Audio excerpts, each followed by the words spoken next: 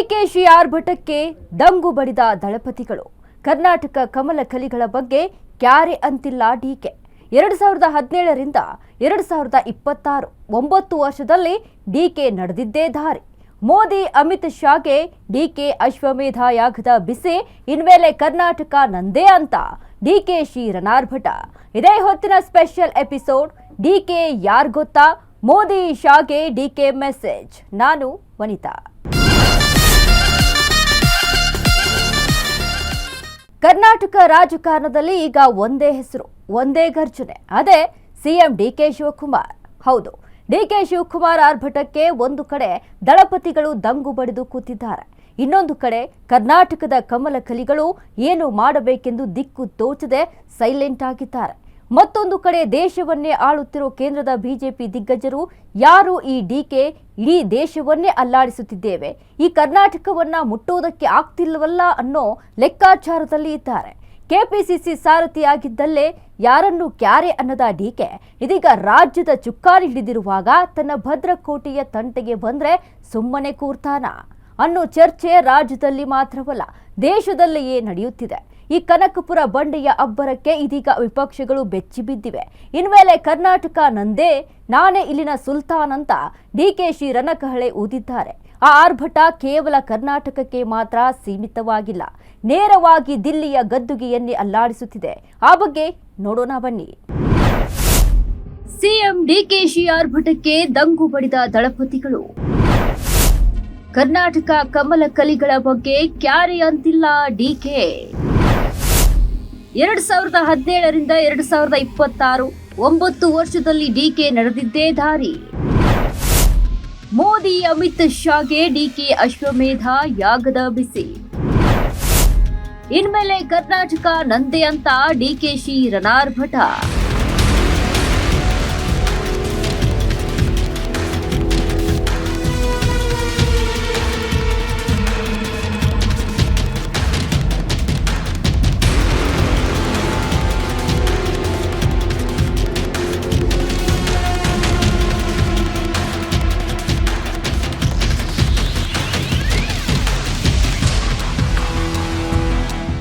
ಇದು ಬರೀ ಹೆಸರಲ್ಲ, ಕರ್ನಾಟಕ ರಾಜಕಾರಣದ ಹೈ ವೋಲ್ಟೇಜ್ ಪವರ್ ಹೌಸ್. ಸೋಲೆ ಇಲ್ಲದ ಸರದಾರ, ಸವಾಲುಗಳನ್ನೇ ಮೆಟ್ಟಿ ನಿಂತು ಬಂದ ಕನಕಪುರದ ಹೆಬ್ಬುಲಿ. ರಾಜಕೀಯದ ಚದುರಂಗದಾಟದಲ್ಲಿ ಇವರ ತಂತ್ರ ಪ್ರತಿತಂತ್ರಕ್ಕೆ ಎದುರಾಳಿಗಳೇ ಸೈಲೆಂಟ್ ಆಗ್ಬಿಡ್ತಾರೆ. ಹೌದು, ಈ ರಾಜಕಾರಣದ ಯುದ್ಧ ಭೂಮಿಯೇ ಹಾಗೆ. ಇಲ್ಲಿ ತಂತ್ರ ಮಂತ್ರಗಾರರದ್ದೇ ಹವಾ. ಈ ಯುದ್ಧ ಭೂಮಿಯಲ್ಲಿ ಯಾರು ಏನು ಬೇಕಾದ್ರೂ ಆಗಬಹುದು, ಯಾವ ಕ್ಷಣದಲ್ಲಿ ಏನು ಬೇಕಾದ್ರೂ ನಡೆಯಬಹುದು. ಆದ್ರೆ ಹೈಕಮಾಂಡ್ ಸಂಕಷ್ಟಕ್ಕೆ ಸಿಲುಕಿದಾಗ, ಪಕ್ಷಕ್ಕೆ ಬಿಕ್ಕಟ್ಟು ಎದುರಾದಾಗ ದೆಹಲಿ ನಾಯಕರ ಕಣ್ಣಿಗೆ ಬೀಳುವವನು ಒಬ್ಬನೇ ಒಬ್ಬ ಇರ್ತಾನೆ. ಅವನನ್ನೇ ಜನ ಟ್ರಬಲ್ ಶೂಟರ್ ಅಂತ ಕರೆಯುತ್ತಾರೆ. ಅದೇ ರೀತಿ ಪಕ್ಷದ ಆಪತ್ಕಾಲದಲ್ಲಿ ನೆನಪಾಗೋ ಏಕೈಕ ಹೆಸರು ಅಂದ್ರೆ ಅದು ಡಿಕೆ ಶಿವಕುಮಾರ್.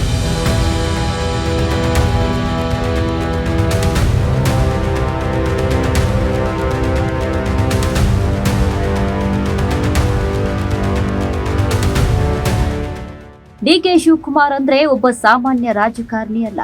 ಇವರಿಗೆ 2017ರಿಂದ 2026 ಇಂದಿನವರೆಗೆ ಒಂದು ಮಹಾ ಇತಿಹಾಸ ಇದೆ. ಅಂದಿನಿಂದ ಇಂದಿನವರೆಗೆ ದೆಹಲಿ ಸುಲ್ತಾನರ ಕೆಂಗಣ್ಣಿಗೆ ಗುರಿಯಾಗಿದ್ದು ಇದೇ ಡಿಕೆ ಶಿವಕುಮಾರ್. ತಿಹಾರ್ ಜೈಲಿನ ಕತ್ತಲ ಕೋಣೆಯಲ್ಲಿ ಇವತ್ತು ಕರ್ನಾಟಕದ ಅಧಿಪತಿಯಾಗಿ ಮೆರೆಯುತ್ತಿರುವ ಬಂಡೆಯ ರಾಜಕಾರಣದ ಇತಿಹಾಸ ಎಂದು ಮರೆಯುವಂತದ್ದಲ್ಲ. 2017 ಇಡೀ ದೇಶದ ಕಣ್ಣು ಗುಜರಾತ್ ರಾಜ್ಯಸಭಾ ಚುನಾವಣೆ ಮೇಲಿತ್ತು. ಕಾಂಗ್ರೆಸ್ನ ಚಾಣಕ್ಯ ಅಹಮದ್ ಪಟೇಲ್ ಅವರನ್ನ ಸೋಲಿಸಲು ಅಮಿತ್ ಶಾ ಪಡೆ ಭರ್ಜರಿ ತಂತ್ರ ಹೆಣೆದಿತ್ತು. ಗುಜರಾತ್ ಶಾಸಕರು ದಿಕ್ಕಾಪಾಲಾಗುತ್ತಿದ್ದಾಗ ಹೈಕಮಾಂಡ್ ನೆನಪಿಸಿಕೊಂಡಿದ್ದು ಇದೇ ಟ್ರಬಲ್ ಶೂಟರ್ ಡಿಕೆ ಶಿವಕುಮಾರ್ ಅವರನ್ನ.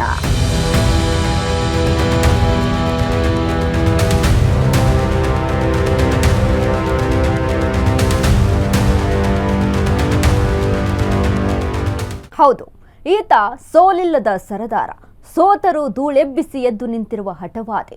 ಕನಕಪುರದ ಬಂಡೆ ಎಂದೇ ಹೆಸರು ಆಗಿರುವ ದೊಡ್ಡ ಆಲಹಳ್ಳಿ ಕೆಂಪೇಗೌಡ ಶಿವಕುಮಾರ್. ರಾಜಕೀಯದ ಚದುರಂಗದಾಟದಲ್ಲಿ ಏಳು ಬೀಳುಗಳು ಸಹಜ, ಆದರೆ ಬಿದ್ದ ಪ್ರತಿಯೊಂದು ಬಾರಿಯೂ ಇನ್ನಷ್ಟು ಬಲವಾಗಿ ಪುಟಿದೆದ್ದ ಏಕೈಕ ನಾಯಕ ಯಾರಾದರೂ ಇದ್ರೆ ಅದು ಡಿಕೆ ಶಿವಕುಮಾರ್ ಅವರು. ವಿದ್ಯಾರ್ಥಿ ನಾಯಕನಾಗಿ ಆರಂಭವಾಗಿ ಇಂದು ಕರ್ನಾಟಕದ ಮುಖ್ಯಮಂತ್ರಿಯವರಿಗೆ ಹಲವು ಸವಾಲುಗಳನ್ನು ಎದುರಿಸಿದ್ದಾರೆ. ಕೆಪಿಸಿಸಿ ಅಧ್ಯಕ್ಷರಾಗಿ ಇಡೀ ರಾಜ್ಯ ರಾಜಕಾರಣವನ್ನೇ ನಿಯಂತ್ರಿಸಿದವರು. ಕಾಂಗ್ರೆಸ್ನ ಪಾಲಿನ ಟ್ರಬಲ್ ಶೂಟರ್. ಇಷ್ಟು ಮಾತ್ರವಲ್ಲ, ಸೋನಿಯಾ ಗಾಂಧಿ, ಪ್ರಿಯಾಂಕಾ ಗಾಂಧಿ ಮತ್ತು ರಾಹುಲ್ ಗಾಂಧಿಯವರ ಅತ್ಯಾಪ್ತ ಸೈನಿಕನಾಗಿ ಗುರುತಿಸಿಕೊಂಡಿದ್ದ ರಾಜ್ಯದ ಏಕೈಕ ನಾಯಕ ಡಿಕೆ ಶಿವಕುಮಾರ್. ಇಂಥ ಪವರ್ಫುಲ್ ನಾಯಕನಿಗೆ ಇದೀಗ ರಾಜ್ಯ ಬಿಜೆಪಿ ನಾಯಕರು ಲೆಕ್ಕಕ್ಕೆ ಇಲ್ಲ. ಈಗ ಏನಿದ್ರೂ ಕೇಂದ್ರದ ಬಿಜೆಪಿ ದಿಗ್ಗಜರೇ ಟಾರ್ಗೆಟ್. ನಿಮ್ಮ ಆಟ ನನ್ನ ಕರ್ನಾಟಕದಲ್ಲಿ ನಡೆಯೋದಿಲ್ಲ, ಇಲ್ಲಿ ನಡೆಯೋದು ಈ ಡಿಕೆ ಹವಾ ಅಂತ ನೇರವಾಗಿ ಪ್ರಧಾನಿ ನರೇಂದ್ರ ಮೋದಿ ಮತ್ತು ಚುನಾವಣಾ ಚಾಣಕ್ಯ ಅಮಿತ್ ಶಾಗೆ ಮೆಸೇಜ್ ರವಾನೆ ಮಾಡಿದ್ದಾರೆ. ದೇಶದಲ್ಲೇ ಅಜೇಯರು ಅಂತ ಕರೆಸಿಕೊಳ್ಳೋ ಪ್ರಧಾನಿ ನರೇಂದ್ರ ಮೋದಿ ಮತ್ತು ಅಮಿತ್ ಶಾ ಜೋಡಿಯ ಅಶ್ವಮೇಧ ಯಾಗದ ಕುದುರೆಯನ್ನ ಕರ್ನಾಟಕದ ಗಡಿಯಲ್ಲೇ ಕಟ್ಟಿ ಹಾಕುತ್ತಿದ್ದಾರೆ. ಡಿಕೆ ಶಿವಕುಮಾರ್ ದಿಲ್ಲಿಯ ದನಿಗಳಿಗೆ ಡಿಕೆಶಿ ಕೊಟ್ಟಿರೋ ಮೆಸೇಜ್ ಒಂದೇ ಒಂದು, ಇದು ಕರ್ನಾಟಕ, ಇಲ್ಲಿ ನಿಮ್ಮ ಆಟ ನಡೆಯೋದಿಲ್ಲ ಅಂತ. ಹೌದು, ಚಾಣಕ್ಯ ಅಮಿತ್ ಶಾಗೆ ತಕ್ಕ ಟಕ್ಕರ್ ಕೊಡುವ ರಾಜಕೀಯ ತಂತ್ರಗಾರಿಕೆ ಯಾರಲ್ಲಾದರೂ ಇದ್ರೆ ಅದು ಡಿಕೆಶಿ ಹತ್ತಿರ ಮಾತ್ರ. ಸಿಬಿಐ ಇಡೀ ಐಟಿ ಅಸ್ತ್ರಗಳನ್ನ ಪ್ರಯೋಗಿಸಿದ್ರು ಯಾವುದಕ್ಕೂ ಕ್ಯಾರೆ ಅನ್ನದ ಡಿಕೆ ಶಿವಕುಮಾರ್ ಅವರು ಈಗ ಖುದ್ದು ಪ್ರಧಾನಿ ಮೋದಿ ಮತ್ತು ಅಮಿತ್ ಶಾಗೆ ಬಿಸಿ ಮುಟ್ಟಿಸುತ್ತಿದ್ದಾರೆ. ಹೌದು, ಡಿಕೆ ಯಾರ್ ಗೊತ್ತಾ? ಡಿಕೆ ತಂತ್ರಗಾರಿಕೆ, ಡಿಕೆ ಮ್ಯಾಜಿಕ್ ಯಾರಿಗೂ ಗೊತ್ತಾಗೋದಿಲ್ಲ. ಡಿಕೆ ಅಂದ್ರೆ ಯಾರಿಗೂ ಬಗ್ಗದವರು. ಡಿಕೆ ಅಂದ್ರೆ ಯಾವುದಕ್ಕೂ ಜಗ್ಗದ ರಾಜಕಾರಣಿ.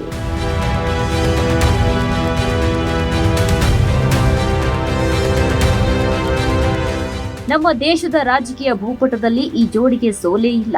ಹೋದ ಕಡಿಯಲ್ಲೆಲ್ಲ ವಿಜಯ ಪತಾಕೆ ಹಾರಿಸೋ ಜೋಡಿ ಇದು. ಎಸ್, ಪ್ರಧಾನಿ ನರೇಂದ್ರ ಮೋದಿ ಮತ್ತು ಗೃಹ ಸಚಿವ ಅಮಿತ್ ಶಾ ಅನ್ನೋ ಚಾಣಕ್ಯ ಜೋಡಿಯ ಅಶ್ವಮೇಧ ಯಾಗದ ಕುದುರೆಗೆ ಇಡೀ ದೇಶವೇ ಸಾಷ್ಟಾಂಗ ನಮಸ್ಕಾರ ಹಾಕ್ತಿದೆ. ಆದ್ರೆ ಆ ದಿಲ್ಲಿ ದನಿಗಳ ಅಶ್ವಮೇಧ ಯಾಗದ ಕುದುರೆಯನ್ನ ಕರ್ನಾಟಕದ ಗಡಿಯಲ್ಲೇ ಕಟ್ಟಿ ಹಾಕಿದ ಗಂಡುಗಲಿ ಯಾರಾದ್ರೂ ಇದ್ರೆ ಅದು ಸಿಎಂ ಡಿಕೆ ಶಿವಕುಮಾರ್. ಹೌದು, ದಿಲ್ಲಿಯ ಸುಲ್ತಾನರಿಗೆ ನೇರವಾಗಿಯೇ ಸವಾಲು ಹಾಕಿದ್ದಾರೆ. ಕರಾವಳಿಯಿಂದ ಕಲ್ಯಾಣ ಕರ್ನಾಟಕದವರೆಗೆ ಕಾಂಗ್ರೆಸ್ ಕೋಟೆ ಕಟ್ಟಿದ ಆ ಕನಕಪುರ ಬಂಡೆ ಡಿಕೆ ಶಿವಕುಮಾರ್.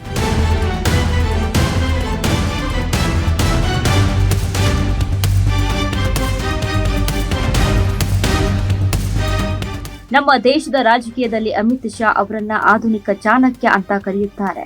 ಎದುರಾಳಿಗಳ ನಿದ್ದೆಗೆಡಿಸೋ ತಂತ್ರಗಾರಿಕೆಯ ಶಾ ಎಕ್ಸ್ಪರ್ಟ್ ಆದ್ರೆ ಅದೇ ಚಾಣಕ್ಯ ಅಮಿತ್ ಶಾಗೆ ತಕ್ಕ ಟಕ್ಕರ್ ಕೊಡುವ ಅವರದ್ದೇ ಶೈಲಿಯಲ್ಲಿ ರಾಜಕೀಯ ಈ ಚೆಸ್ ಬೋರ್ಡ್ ಮೇಲೆ ಕೌಂಟರ್ ಕೊಡುವ ತಾಕತ್ತಿರೋದು ಸೌತ್ ಇಂಡಿಯಾದಲ್ಲಿ ಕೇವಲ ಡಿಕೆಶಿ ಹತ್ತಿರ ಮಾತ್ರ.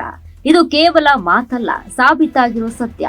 ಗುಜರಾತ್ ಚುನಾವಣೆಯ ಸಮಯವಿರಲಿ, ರೆಸಾರ್ಟ್ ರಾಜಕೀಯದ ಹೈಡ್ರಾಮಾ ಇರಲಿ, ದಿಲ್ಲಿ ನಾಯಕರ ಪ್ರತಿಯೊಂದು ನಡೆ ಕೂಡ ಡಿಕೆಶಿ ಹತ್ತಿರ ಮೊದಲೇ ಸಿದ್ಧವಾಗಿರುತ್ತೆ. Counter strategy. ಡಿಕೆ ಮ್ಯಾಜಿಕ್ ಅಂದ್ರೆ ಹಾಗೆ. ಅವರು ಯಾವ ದಾಳ ಉರುಳಿಸ್ತಾರೆ, ಯಾವ ನಡೆ ಇಡ್ತಾರೆ ಅನ್ನೋದು ಸ್ವಂತ ಅವರ ನೆರಳಿಗೂ ಗೊತ್ತಾಗೋದಿಲ್ಲ.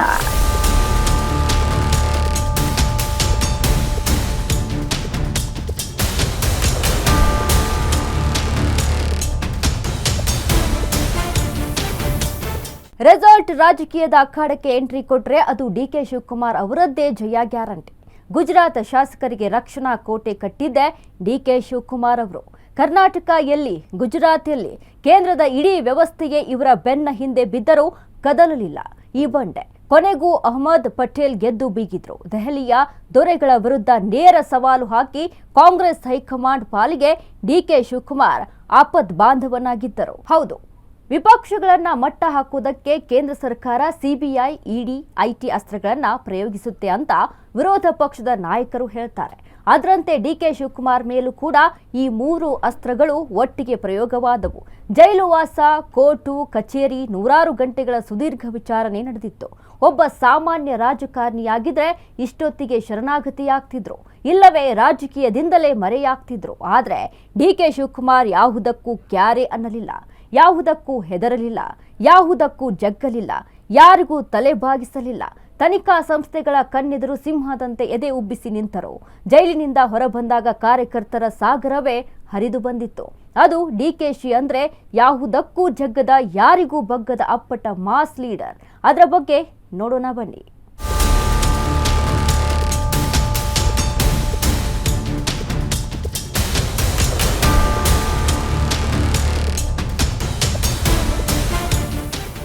ರಾಜ್ಯ ರಾಜಕಾರಣದಲ್ಲಿ ಹಂತ ಹಂತವಾಗಿ ಬೆಳೆಯುತ್ತಾ ತಮ್ಮದೇ ಛಾಪು ಮೂಡಿಸಿದವರು ಡಿಕೆ ಶಿವಕುಮಾರ್. ಪಕ್ಷಕ್ಕಾಗಿ ದನಿದವರಿಗೆ ಹಗಲಿರುಳು ದುಡಿಯುತ್ತಾ ಬಂದರು.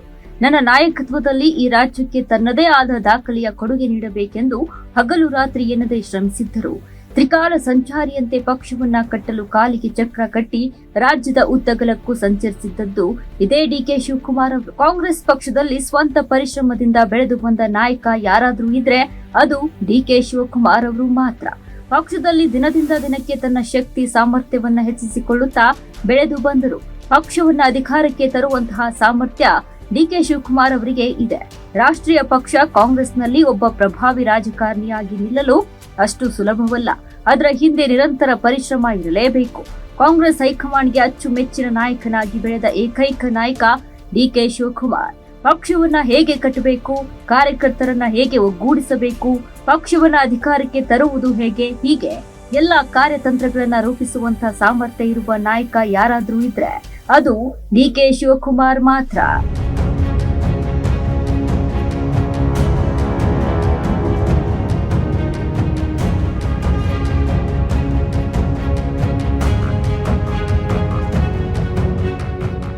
ಬೆಳಕಿದ್ದ ಕಡೆ ಕತ್ತಲು ಇರುತ್ತದೆ. ಹಾಗೆ ಡಿಕೆ ಶಿವಕುಮಾರ್ ಅವರ ರಾಜಕೀಯ ಜೀವನದಲ್ಲೂ ಬಿರುಗಾಳಿ ಬೀಸಿತು. ಇಡಿ ಐಟಿ ಪ್ರಕರಣಗಳು ಬೆನ್ನತ್ತಿದ್ದವು. ತಿಹಾರ್ ಜೈಲಿನ ಕತ್ತಲ ಕೋಣೆಯಲ್ಲಿ ದಿನಗಳನ್ನ ಕಳೆಯಬೇಕಾಗಿ ಬಂತು. ವಿರೋಧಿಗಳು ಅಂದುಕೊಂಡರು ಡಿಕೆಶಿ ಕತೆ ಮುಗಿಯಿತು ಎಂದು. ಆದ್ರೆ ಪ್ರಕೃತಿಯ ನಿಯಮದಂತೆ ಬಂಡೆಯನ್ನ ಎಷ್ಟು ಕತ್ತರಿಸುತ್ತಾರೋ ಅದು ಅಷ್ಟು ಸುಂದರ ಶಿಲೆಯಾಗುತ್ತದೆ. ತಿಹಾರ್ ಜೈಲಿನಿಂದ ಬಿಡುಗಡೆಯಾಗಿ ಬೆಂಗಳೂರಿಗೆ ಬಂದಾಗ ವಿಮಾನ ನಿಲ್ದಾಣದಲ್ಲಿ ಜಮಾಯಿಸಿದ ಜನಸಾಗರ ರಾಜಕೀಯ ಇತಿಹಾಸದಲ್ಲೇ ಯಾರೂ ಕಾಣದ ಅಭೂತಪೂರ್ವ ದೃಶ್ಯವಾಗಿತ್ತು. ಅಂದು ಡಿಕೆಶಿ ಕಣ್ಣಲ್ಲಿ ಹರಿದ ಕಣ್ಣೀರು ದೌರ್ಬಲ್ಯದ್ದಲ್ಲ, ಅದು ಮುಂದಿನ ಮಹಾಕ್ರಾಂತಿಯ ಕಿಡಿಯಾಗಿತ್ತು. ಜೈಲಿನಿಂದ ಬಂದ ತಕ್ಷಣ ಹೈಕಮಾಂಡ್ ಇವರಿಗೆ ನೀಡಿದ್ದು ಮುಳ್ಳಿನ ಹಾಸಿಗೆಯಂತಿದ್ದ ಕೆಪಿಸಿಸಿ ಅಧ್ಯಕ್ಷ ಪಟ್ಟ.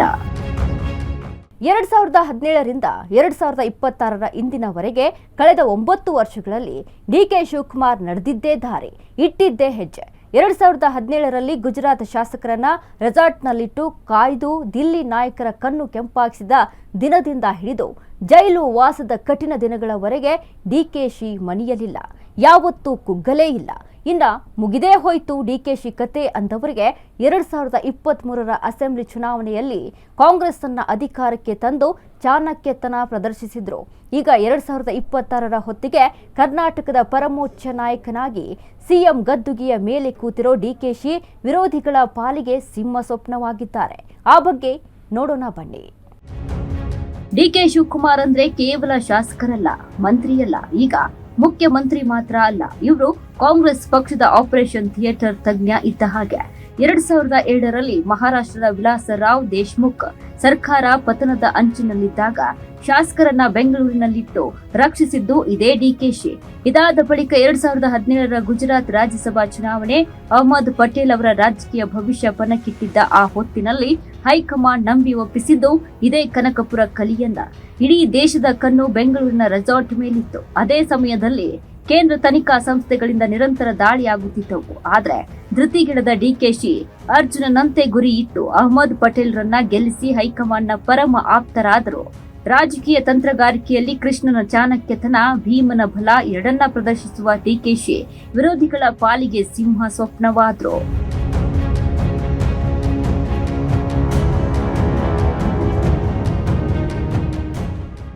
ಡಿಕೆ ಶಿವಕುಮಾರ್ ಅವರಿಗೆ ಸವಾಲು ಹಾಕಿದವರಿಗೆ ರಾಜಕೀಯದಲ್ಲಿ ಉಳಿಗಾಲ ಇರುವುದಿಲ್ಲ. ಅವರಿಗೆ ರಾಜಕೀಯ ಚಕ್ರವ್ಯೂಹವನ್ನೇ ಹಿಡಿಯುತ್ತಾರೆ. 2019ರಲ್ಲಿ ಐಟಿ ಇಡಿ ದಾಳಿಗಳು ನಡೆಯಿತು. ಆಗ ಎದುರಾಯಿತು ತಿಹಾರ್ ಜೈಲಿನ ಕರಾಳ ದಿನಗಳು. ಇಡೀ ದೇಶವೇ ಅಂದುಕೊಂಡಿತ್ತು ಶಿವಕುಮಾರ್ ಕತೆ ಮುಗಿಯಿತು ಎಂದು. ಆದ್ರೆ ನಡೆದಿದ್ದೇ ಬೇರೆ. ಕಣ್ಣೀರು ಹಾಕಿದ ಕಷ್ಟದ ದಿನಗಳನ್ನೆಲ್ಲ ಮೆಟ್ಟಿಲು ಮಾಡಿಕೊಂಡ ಈ ಬಂಡೆ ಫಿನಿಕ್ಸ್ ಹಕ್ಕಿಯಂತೆ ಎದ್ದು ಬಂದು ಕೆಪಿಸಿಸಿ ಅಧ್ಯಕ್ಷ ಪಟ್ಟ ಏರಿದ ತಕ್ಷಣ ಇಡೀ ಕರ್ನಾಟಕ ಕಾಂಗ್ರೆಸ್ಗೆ ಹೊಸ ರಕ್ತ ಹರಿಸಿದ್ರು. ನನ್ನನ್ನು ಜೈಲಿಗಟ್ಟಿದವರಿಗೆ ಕಾಲವೇ ಉತ್ತರ ನೀಡಲಿದೆ ಎಂದಿದ್ದ ಈ ನಾಯಕನ ಆರ್ಭಟ ಅಲ್ಲಿಂದಲೇ ಶುರುವಾಯಿತು.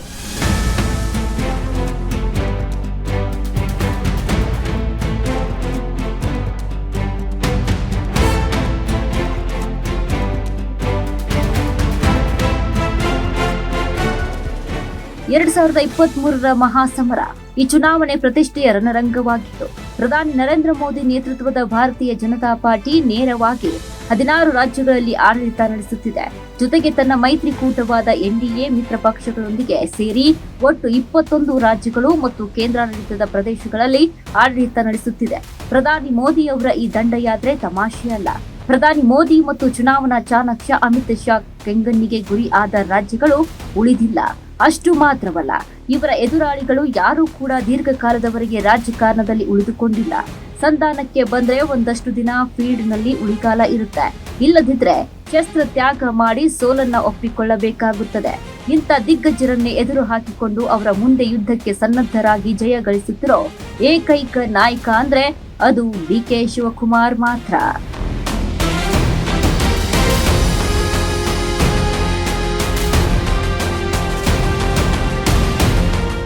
ಬಿಜೆಪಿಯ ಡಬಲ್ ಇಂಜಿನ್ ಸರ್ಕಾರವನ್ನ ಮಣಿಸಲು ಡಿಕೆ ಶಿವಕುಮಾರ್ ಹೆಣೆದ ತಂತ್ರಗಳು ಒಂದೆರಡಲ್ಲ. ಗ್ಯಾರಂಟಿ ಯೋಜನೆಗಳ ಮಾಸ್ಟರ್ ಪ್ಲಾನ್, ಭಿನ್ನಮತ ಶಮನ, ತಳಮಟ್ಟದ ಸಂಘಟನೆ, ಹಗಲು ರಾತ್ರಿ ಎನ್ನದೆ ರಾಜ್ಯದ ಮೂಲೆ ಮೂಲೆಗೂ ಅಲೆದ್ರು. ಅದರ ಪ್ರತಿಫಲವೇ 2023ರ ಐತಿಹಾಸಿಕ ಗೆಲುವು. ಫಲಿತಾಂಶ ಬಂದಾಗ ಇಡೀ ದೇಶವೇ ನಡುಗಿತು. ಬರೋಬ್ಬರಿ 135 ಸೀಟುಗಳನ್ನು ಗೆದ್ದು ಕಾಂಗ್ರೆಸ್ ಐತಿಹಾಸಿಕ ವಿಜಯ ಸಾಧಿಸಿತು. ಹೈಕಮಾಂಡ್ ಕೊಟ್ಟ ಜವಾಬ್ದಾರಿಯನ್ನ ಅಚ್ಚುಕಟ್ಟಾಗಿ ಮುಗಿಸಿ ಕಿಂಗ್ ಮೇಕರ್ ತಾನೇ ಎಂಬುದನ್ನ ಮತ್ತೊಮ್ಮೆ ಸಾಬೀತುಪಡಿಸಿದ್ರು. ವಿರೋಧಿಗಳ ತಂತ್ರಗಳನ್ನ ಧೂಳಿಪಟ ಮಾಡಿ ಇವತ್ತು ಕರ್ನಾಟಕದ ಅಧಿಪತಿಯಾಗಿ ಗದ್ದುಗೆ ಏರಿದ್ದಾರೆ ಡಿಕೆ ಶಿವಕುಮಾರ್. ಇದು ಕೇವಲ ಅಧಿಕಾರದ ಸೀಟಲ್ಲ, 16 ವರ್ಷಗಳ ಹೋರಾಟ, ರಕ್ತ ಬೆವರಿನ ಪ್ರತಿಫಲ. ಕನಕಪುರದಿಂದ ವಿಧಾನಸೌಧದ ಪರಮೋಚ್ಚ ಪೀಠದವರೆಗಿನ ಈ ಪಯಣ ಧೀಮಂತ ರಾಜಕಾರಣಕ್ಕೆ ಸಾಕ್ಷಿ. ದೆಹಲಿಯ ದಿಗ್ಗಜರಿಗೆ ಹೆದರಲಿಲ್ಲ, ಬಗ್ಗಲಿಲ್ಲ, ತನಿಖಾ ಸಂಸ್ಥೆಗಳಿಗೂ ಕ್ಯಾರೆ ಅನ್ನಲಿಲ್ಲ ಈ ಬಂಡೆ. ಇಂದು ಕರ್ನಾಟಕದ ಅಪ್ರತಿಮ ನಾಯಕ ಕೇವಲ 2 ವರ್ಷ ಅಲ್ಲ, ಇನ್ನು 20 ವರ್ಷಗಳು ನನ್ನದೇ ರಾಜ್ಯಭಾರ ಅಂತಿದ್ದಾರೆ ಡಿಕೆ ಶಿವಕುಮಾರ್. ಆ ಬಗ್ಗೆ ನೋಡೋಣ ಬನ್ನಿ.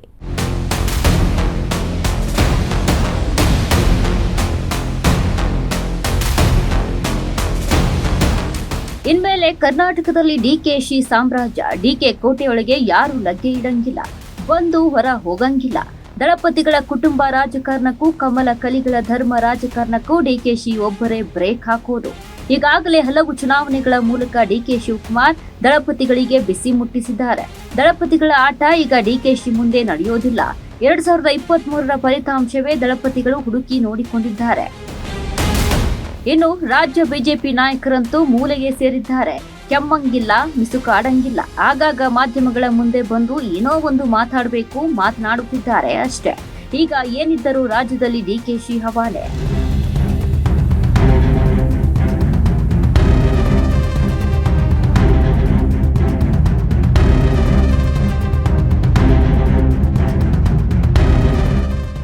ರಾಜ್ಯದ ಮೂಲೆ ಮೂಲೆಯಲ್ಲೂ ಈಗ ಕೇಳಿಸುತ್ತಿರೋದು ಒಂದೇ ರಣಗರ್ಜನೆ, ಅದು ಡಿಕೆ ಶಿವಕುಮಾರ್ ಅವರದ್ದು. ವಿರೋಧಿಗಳ ಕೋಟೆಯನ್ನ ಪುಡಿ ಪುಡಿ ಮಾಡಿ ತನ್ನದೇ ಆದ ದಾರಿಯಲ್ಲಿ ಮುನ್ನಡೆಯುತ್ತಿರುವ ಸಿಎಂ ಡಿಕೆ ಶಿವಕುಮಾರ್ ಅವರ ಈ ವಿಶ್ವರೂಪ ಇಡೀ ದೇಶದ ರಾಜಕಾರಣವನ್ನೇ ತಿರುಗಿ ನೋಡುವಂತೆ ಮಾಡಿದೆ. ಕರ್ನಾಟಕದ ರಾಜಕೀಯ ಅಖಾಡದಲ್ಲಿ ಇನ್ಮೇಲೆ ಕೇವಲ ಡಿಕೆಶಿ ಯುಗ. ಈಗ ಕಾಲ ಬದಲಾಗಿದೆ. ಪರೋಕ್ಷವಾಗಿ ಆಟ ಆಡುತ್ತಿದ್ದ ಡಿಕೆ ಶಿವಕುಮಾರ್ ಅವರು ಈಗ ನೇರವಾಗಿ ಆಕ್ರಮಣಕ್ಕೆ ಇಳಿದಿದ್ದಾರೆ. ಖುದ್ದು ಪ್ರಧಾನಿ ಮೋದಿ ಮತ್ತು ಅಮಿತ್ ಶಾಗೆ ಕರ್ನಾಟಕದ ನೆಲದಲ್ಲಿ ಬಿಸಿ ಮುಟ್ಟಿಸಿದ್ದಾರೆ. ದಿಲ್ಲಿಯ ನಾಯಕರು ಎಷ್ಟು ಬಾರಿ ರಾಜ್ಯಕ್ಕೆ ಕಾಲಿಟ್ರು, 16 ರ್ಯಾಲಿಗಳನ್ನ ಮಾಡಿದ್ರು. ಡಿಕೆಶಿ ಅವರ ತಂತ್ರಗಳ ಎದುರು ಬಿಜೆಪಿಯ ರಣತಂತ್ರಗಳು ಧೂಳಿಪಟವಾಗ್ತಿವೆ. ಕರ್ನಾಟಕದಲ್ಲಿ ಕಾಂಗ್ರೆಸ್ ಅಧಿಕಾರಕ್ಕೆ ತಂದಿದ್ದಷ್ಟೇ ಅಲ್ಲ, ದಿಲ್ಲಿ ನಾಯಕರ ಅಹಂ ಅನ್ನ ಕರ್ನಾಟಕದ ಗಡಿಯಲ್ಲೇ ಕಟ್ಟಿ ಹಾಕಿದ ಹೆಗ್ಗಳಿಕೆ ಡಿಕೆಶಿಗೆ ಸಲ್ಲುತ್ತೆ. ಆ ಬಗ್ಗೆ ನೋಡೋಣ ಬನ್ನಿ. ಅಧಿಕಾರ ಹಿಡಿದ ತಕ್ಷಣವೇ ಎದುರಾದ ಈ ಪರಿಷತ್ ಚುನಾವಣೆ ಡಿಕೆ ಶಿವಕುಮಾರ್ ಪಾಲಿಗೆ ಕೇವಲ ಸೀಟು ಗೆಲ್ಲುವ ಆಟವಾಗಿರಲಿಲ್ಲ. ಅದು ತಮ್ಮ ನಾಯಕತ್ವವನ್ನ ಇಡೀ ದೇಶಕ್ಕೆ ಸಾಬೀತುಪಡಿಸುವ ಅನಿವಾರ್ಯವಾಗಿತ್ತು. ಬಿಜೆಪಿಯ ಭದ್ರಕೋಟೆಗಳಲ್ಲೇ ಬಿರುಕು ಮೂಡಿಸಲು ಡಿಕೆಶಿ ಸದ್ದಿಲ್ಲದೆ ಸ್ಕೆಚ್ ಹಾಕಿದ್ರು. ಮತದಾನದ ದಿನ ಹತ್ತಿರವಾಗುತ್ತಿದ್ದಂತೆ ಬಿಜೆಪಿ ನಾಯಕರು ತಮ್ಮದೇ ಆದ ಲೆಕ್ಕಾಚಾರದಲ್ಲಿದ್ರು. ಆದ್ರೆ ತೆರೆಮರೆಯಲ್ಲಿ ನಡೆದಿದ್ದೇ ಬೇರೆ. ವಿರೋಧ ಪಕ್ಷದ ಶಾಸಕರ ಜೊತೆ ಡಿಕೆಶಿ ಪ್ಲಾನ್ ಸಕ್ಸಸ್ ಆಯಿತು. ಫಲಿತಾಂಶ ಬಂದಾಗ ಬಿಜೆಪಿ ನಾಯಕರು ಕಣ್ಣುಜ್ಜಿಕೊಂಡು ನೋಡುವಂತಾಗಿತ್ತು. ಕಮಲದ ಕೋಟೆಯ ಒಳಗೆ ನುಗ್ಗಿ ಓಟುಗಳನ್ನು ತಮ್ಮತ್ತ ಸೆಳೆದ ಡಿಕೆಶಿ ಸಿಎಂ ಆದ ಮೊದಲ ಪರೀಕ್ಷೆಯಲ್ಲೇ 100ಕ್ಕೆ 100 ಅಂಕ ಗಳಿಸಿ ವಿಜಯ ಭೇರಿ ಬಾರಿಸಿದ್ರು.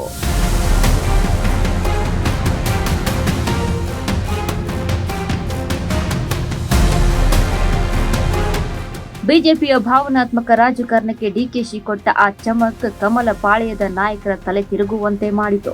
ಬಿಜೆಪಿಯ ಸಾರಥ್ಯ ವಹಿಸಿಕೊಂಡ ಬಿವೈ ವಿಜಯೇಂದ್ರ ಅವರಿಗೆ ಅದು ಅತ್ಯಂತ ಪ್ರತಿಷ್ಠೆಯ ಚುನಾವಣೆಯಾಗಿತ್ತು.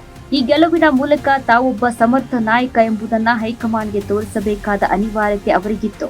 ಅದಕ್ಕಾಗಿಯೇ ಅವರು ತಂತ್ರಗಳನ್ನ ಹೆಣೆದಿದ್ದರು. ಆದ್ರೆ ಡಿಕೆಶಿ ಎಂಬ ರಾಜಕೀಯ ಪಂಟರ್ ಎದುರು ವಿಜಯೇಂದ್ರ ತಂತ್ರಗಳೆಲ್ಲ ಊಹಿಸಾದವು. ಜೆಡಿಎಸ್ ಜೊತೆಗಿನ ಮೈತ್ರಿಯ ನಡುವೆಯೂ ಓಟ್ಗಳು ಕಾಂಗ್ರೆಸ್ ಪಾಲಾಗಿದ್ದವು. ಹೇಗೆ? ಹೌದು, ವಿಜಯೇಂದ್ರ ಅವರ ಎದುರಾಳಿಯ ಶಕ್ತಿಯನ್ನ ಅರಿಯುವಲ್ಲಿ ಎಡವಿದ್ರು. ಡಿಕೆಶಿ ಅವರ ಆಪರೇಷನ್ ಹಸ್ತದ ವೇಗಕ್ಕೆ ವಿಜಯೇಂದ್ರ ರೂಪಿಸಿದ ರಣತಂತ್ರಗಳು ಧೂಳಿಪಟವಾದವು. ಇದು ವಿಜಯೇಂದ್ರ ನಾಯಕತ್ವಕ್ಕೆ ಬಿದ್ದ ಬಹುದೊಡ್ಡ ರಾಜಕೀಯ ಪೆಟ್ಟು.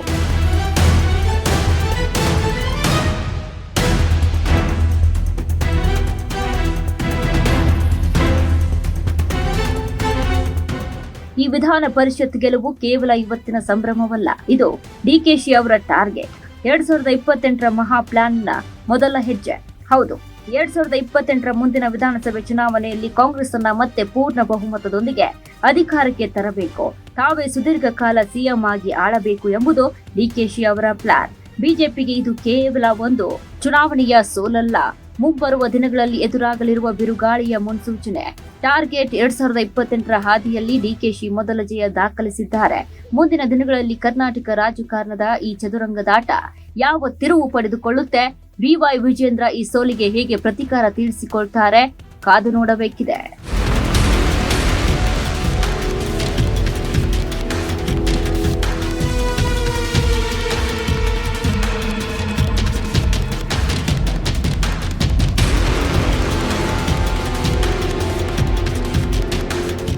ಇದು ಈ ಹೊತ್ತಿನ ಸ್ಪೆಷಲ್ ಎಪಿಸೋಡ್. ನೋಡ್ತಾ ಇರಿ ಅಶ್ವವೇಗ ನ್ಯೂಸ್, ಇದು ಸತ್ಯಾನ್ವೇಷಣೆಯ ಓಟದಲ್ಲಿ.